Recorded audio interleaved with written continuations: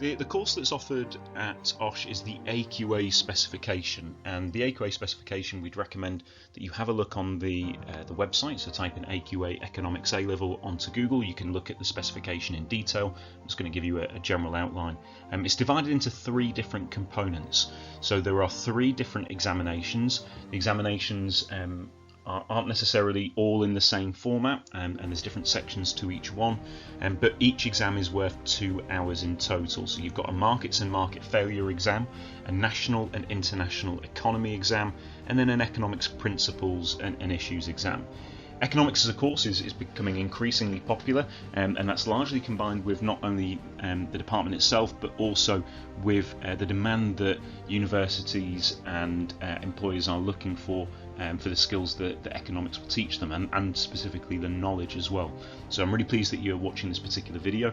I would suggest as well that whilst this video will probably take about 15 to 20 minutes, that at the very end, if you've got any time before the next video, that what you do is look at specifically some of the topics that we've looked at and this specification. So have a look closely at the specification. It might be worth as well going through and looking for keywords that you don't have any knowledge of at this particular point, so that you can make a note and you can start that glossary. So the first particular component is the markets and market failure exam, and that's all about economic methodology and economic problems. So how do individuals make decisions when they're in the business environment? So looking at price determination, production costs, revenue, competition, the labour market, distribution of income and wealth. The other things as well is about this potential for the market to fail. So how the market operates, what kind of mechanisms does it use, market failure, and then government intervention into markets as well. So you might have heard of phrases like micro and macro, and as part of this, obviously, you'll be looking at it from the micro and the macro level.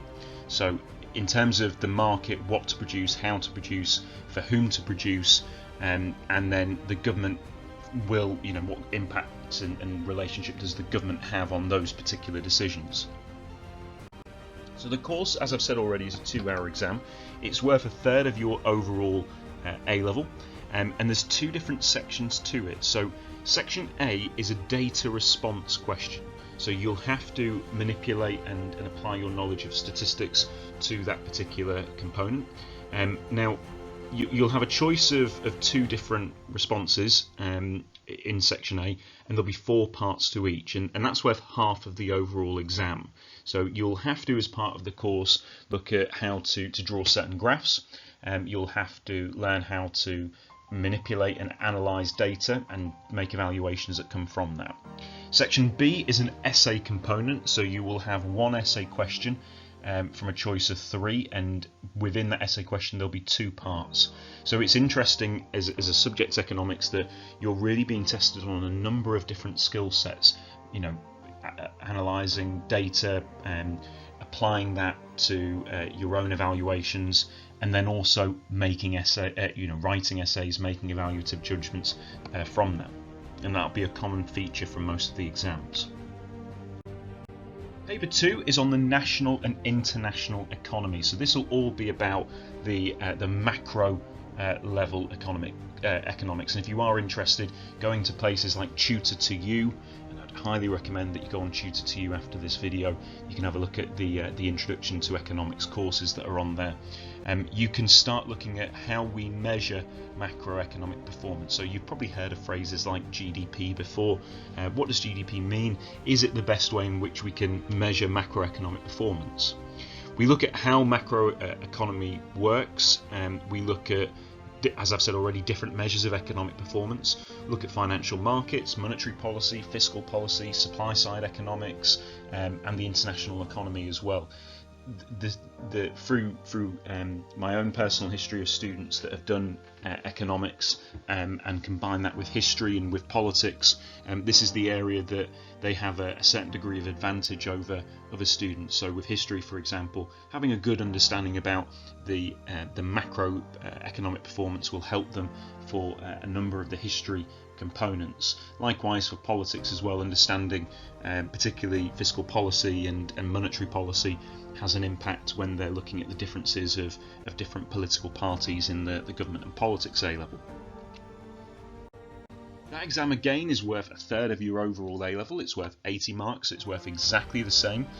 Section A is a data response question from a choice of 2, and Section B is an essay question from a choice of 3. So you can see it's essentially the exact same style. But what's worth noting is that the style for each of those exams is really variable within it. So you're going to have to incorporate all the different skills that you've learned throughout the course. And the final module that you'll be looking at for your economics A-level is the economics principles and issues component, and that's all of the macro and micro content, so all the stuff from papers 1 and 2. Section A is different. Section A is a multiple choice exam and it's worth 30 marks in total. Section B is a case study question as well with 3 different parts, so you'll be looking at a specific industry or a specific business and you'll be asked to comment on that. It is still worth 2 hours, it's still worth 80 marks, and it's worth a third of your A-level, so they're all equally weighted. But the way in which the paper 3 is assessed is different to the rest. So the multiple choice questions, there's no hiding away from there. And as part of that, what you'll have is you'll have a lot of practice throughout the 2 years of study. You'll have you'll understand the acronym MCQ, because you'll be having a lot of multiple choice questions thrown your way as part of homework and prep, and what you need to do before year 13 as well. So as I've said already, the department is led by Mrs. Ferguson. It has a very strong record of percentage performance for the very top students. So last year, for example, the A star to B percentage was 50%, which is excellent. And you can see as well, A star to A was 37.5%. There are designated study supports available for students at all times, and students, if they have a problem, can go see Ms. Ferguson and can get some their questions answered.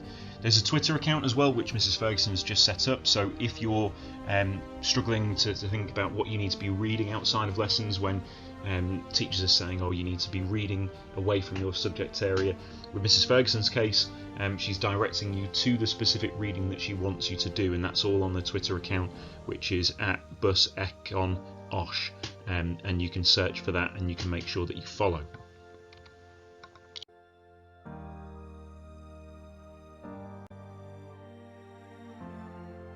So in economics at OSH, we go over both macroeconomics and microeconomics in year 1 and year 2. So microeconomics is to do with how firms and individuals operate in markets and how they affect it. And then in macroeconomics, we go over global economies and governments and how they try to control markets to make sure they function properly. So we do AQA at OSH. So there's 3 exams at the end of year 13. Paper 1 is just micro, paper 2 is just macro, and then paper 3 you do both. In all the papers there's a multiple choice section at the start, and then there's some short answer questions followed by some longer essay style questions. So during lunch times and after school there is extra support sessions available run by the head of department, where you can go over work that you don't understand or work you might have missed, just to make sure you've got all the information you need.